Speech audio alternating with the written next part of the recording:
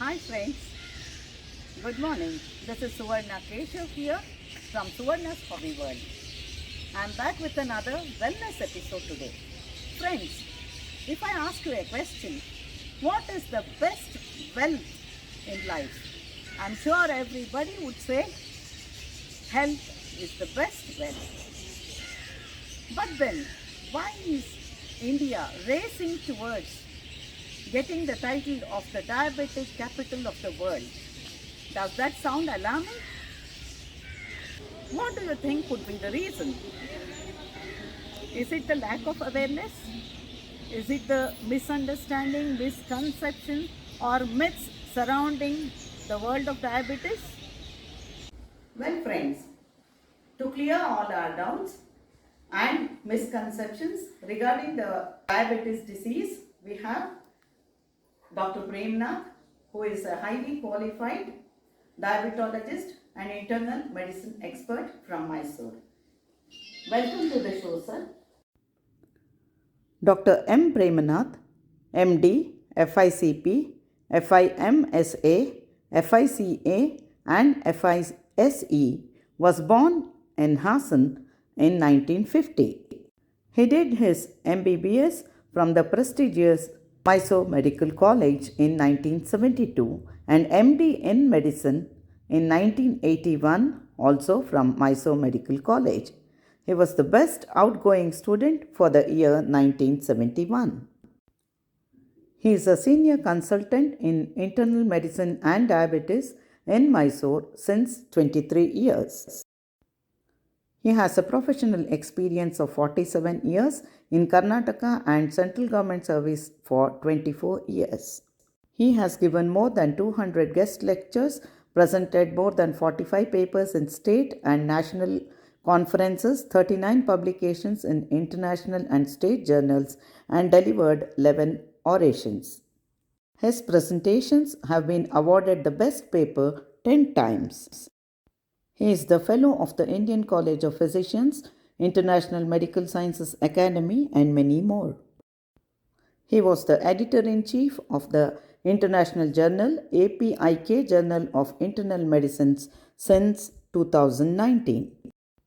His field of special interest is diabetes.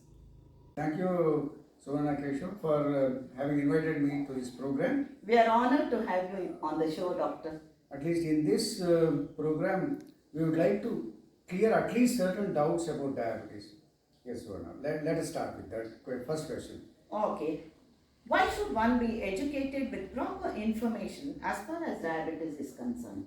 Um, First of all, diabetes is a disease which in the whole world is around, say, 10%.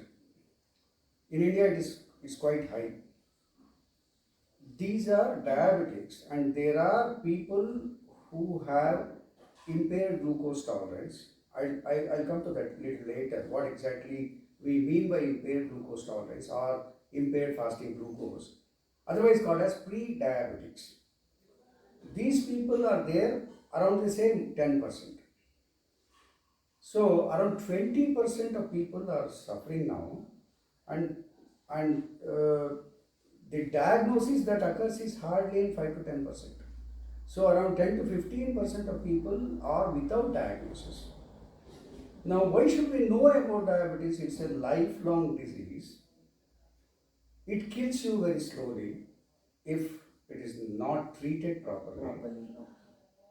The complications are notorious, in fact, highly expensive also. So therefore, Can it be life threatening? yes, 100% life threatening because it can affect almost all organs in the body. So it is life threatening, there is no doubt about that. If we mismanage diabetes, definitely your lifespan will be curtailed. Okay. So therefore it is imperative that you should know at least something about the disease that you are suffering from. Okay. What is the current situation around the world now? See, what I am speaking about is 2016 statistics. wherein India had around 65 million people suffering from diabetes. Oh, that's a whooping number. Yes, 65 million, and it must have been around increased by another 10 to 15 million by now. By 2035, it should be around 132, it will be 132 million. Worldwide, it is 300 odd million diabetics. So the suffering is quite high And all it's over an the world. alarming number. Alarming number. And not only that, India is the diabetic capital of the world. There is no doubt about that. We have plenty of diabetes. So And what are the symptoms of being diabetic? yes. So many times it so happens that the patient comes to the outpatient with no symptoms at all. He comes for something else, and then And we gets do a diagnosed. blood sugar, and gets detected. These are called asymptomatic people. That is, people Without with any no symptoms. Yes. The second variety is acute onset of diabetes, where over a period of time, in weeks, the patient starts urinating from morning to evening. He has got terrific thirst. He has got terrific appetite. He loses weight rapidly. This is an acute form of onset of diabetes when the pancreas fails, when the beta cells fails. This is another end of the spectrum. One is slow onset, where the people doesn't know that they have diabetes. The other end of the spectrum is an acute onset. In via middle, what happens? Person's sugar starts going up. Slowly it increases. It crosses the IGT level, and then it goes into the diabetic level, and people will start getting loss of weight. What Believe me, tests? yeah.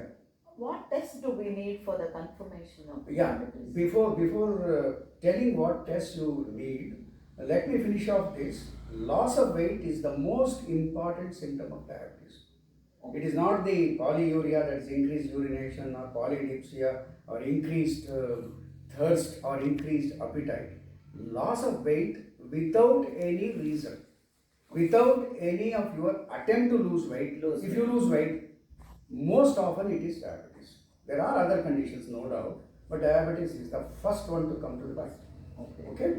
And then, of course, there are people who come with symptoms of burning sensation in the feet, tingling sensation in the feet, visual disturbances, and then they may come with signs of heart failure or kidney failure.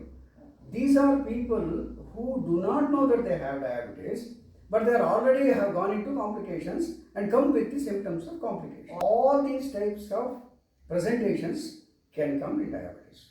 Okay. So, what tests do we need Yeah. to confirm? To make a diagnosis of diabetes, earlier we used to do only two tests, that is the fasting blood sugar and the postprandial. Postprandial means after food. After food. 2 hours after food. Now the fasting sugar should be after about 6 hours of fast, minimum 6 to 8 hours. So, probably early in the morning? Night, early in the morning. Okay. Now the postprandial is with 75 grams of glucose dissolved in water to be drunk, and you should sit in the laboratory for 2 hours without going anywhere, and the blood sample has to be taken. But majority wise, people get the postprandial blood sugar just by eating food. But eating food may not give a proper result, because the food may contain 75 grams of glucose, may not contain. It may contain more glucose, it may contain less glucose. So, having at least 75 grams of glucose is very important. Yes, 75 grams of glucose is the prescribed limit prescribed by WHO, ADA, and all other diabetic organizations. So, if you are fasting plasma sugar, because diagnosis is always done in the laboratory. Laboratory blood sugars are taken, not the capillary blood sugars, for diagnosis. So, fasting blood sugar of more than 126 milligrams per deciliter, and then a postprandial blood sugar of more than 200 milligrams per deciliter is considered as diabetic. Nowadays, the 3 months average sugar called the glycosylated hemoglobin, otherwise called as HbA1c, is also taken for diagnosis of diabetes. Earlier it was taken only for treatment, but now it is taken for diagnosis, and any HbA1c more than 6.5 is considered as diabetes. So therefore all these. So that gives a mean of mean sugar level of 3 months. This gives an average sugar in the 3 months, whether it is night, day, mid, whatever it is, the fluctuations that occurs in the blood sugar for the last 3 months would be indicated by the glycosylated. So it averages out and gives average of 3 months. Because your fasting sugar may be low or high now, today. Your postprandial sugar may be low or high today. By just those two, if they are high, yes. If they are on the borderline, then becomes a problem. But HbA1c, it is not affected by the food of that day. So therefore, HbA1c is a good indicator of the 3 months sugar levels of the patient. So therefore, that is good. Now there are two other terminologies. One is called as impaired fasting glucose, where the glucose levels are from 100 to 125. That means to say, they are not normal, they are not diabetic, they are in between. Likewise, impaired glucose tolerance is considered as from anywhere from 140 to 199, or anywhere more than 126 to 199. More than 200 is considered as diabetes. So between these figures, it is called as impaired glucose tolerance. Likewise, in HbA1c also, 5.6 is taken as normal, and 5.6 to 6.4 is taken as impaired glucose tolerance, and then more than 6.5 it is considered as diabetes. They have to be done in a good laboratory. That is very, very important. Okay. Yes. Thank you, doctor. So friends, we have just covered a few topics in this episode. In the next coming episode, we'll throw more light on diabetes. Thank you for watching the video, friends. This is a very educative and wellness video. So please do like, share and subscribe to Suvarna's Hobby World, and also share it with as many people as possible. Thank you. Thank you.